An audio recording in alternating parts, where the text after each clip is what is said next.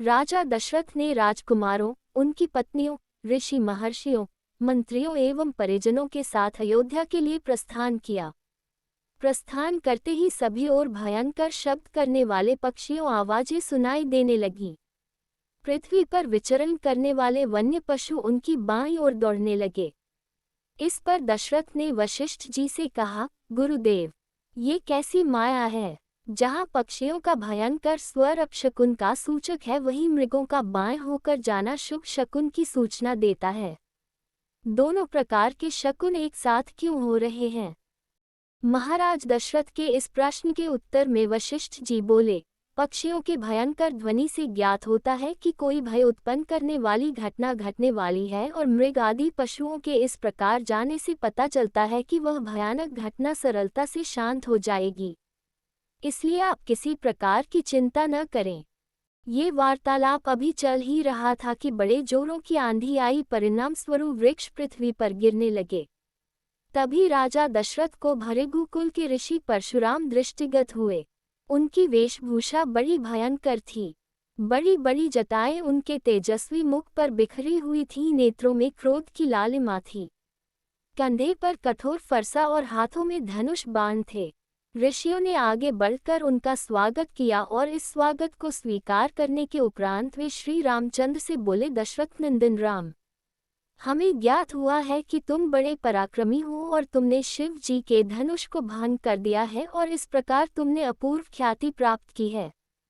मैं तुम्हारे लिए एक और अच्छा धनुष लाया हूँ। ये धनुष साधारण नहीं है, बल्कि जमदग्नि कुमार परशुराम का है। इस पर बाण चढ़ाकर तुम अपने शौर्य का परिचय दो। तुम्हारे बल और शौर्य को देखने के पश्चात मैं तुमसे द्वंद्व युद्ध करूंगा।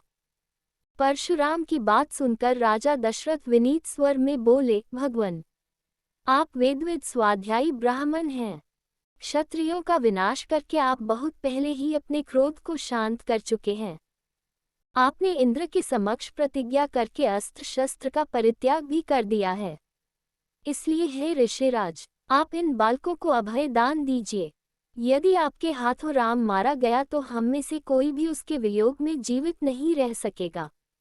परशुराम जी ने दशरथ की बात पर कुछ भी ध्यान नहीं दिया।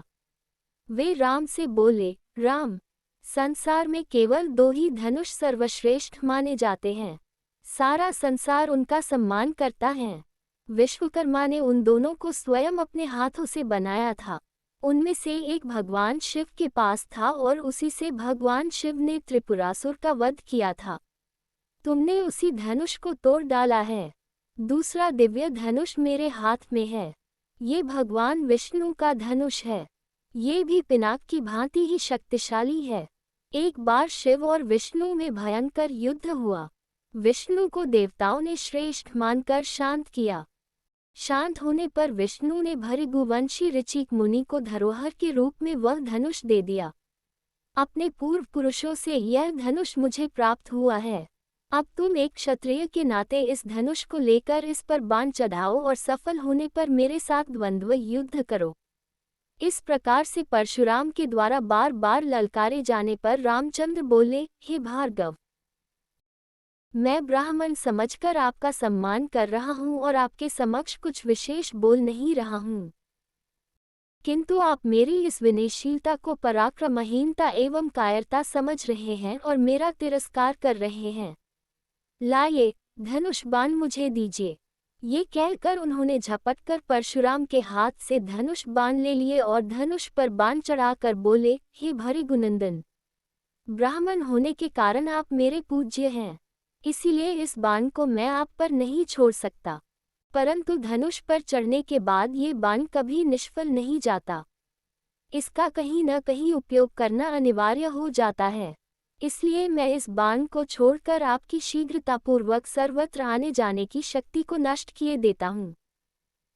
श्री राम की बात सुनकर शक्तिहीन हो गए परशुराम जी विनयपूर्वक कहने लगे, बाण छोड़ने से पूर्व मेरी एक बात सुन लीजिए। क्षत्रियों को नष्ट करके मैंने ये भूमि कश्यप जी को दान में दी थी।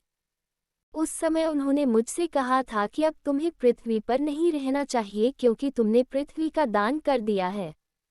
तभी से मैं गुरुवर कश्यप जी की आज्ञा का पालन करता हुआ कभी भी रात्रि में पृथ्वी पर वास नहीं करता। अतः हे राम, कृपा करके मेरी गमन शक्ति को नष्ट मत करो। मैं मन के समान गति से महेंद्र पर्वत पर चला जाऊंगा।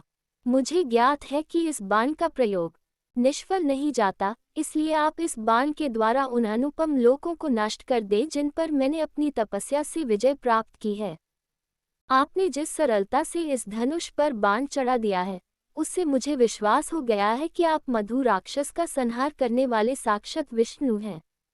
राम ने परशुराम की प्रार्थना को स्वीकार किया और उनके द्वारा तपस्या के बल पर अर्जित समस्त पुण्यलोकों को नष्ट कर दिया। इसके पश्चात परशुराम जी तपस्या करने के लिए महेंद्र पर्वत पर चले गए और वहां उपस्थित सभी ऋषि मुनियों सहित राजा दशरथ ने रामचंद्र की भूरी भूरी प्रशंसा की।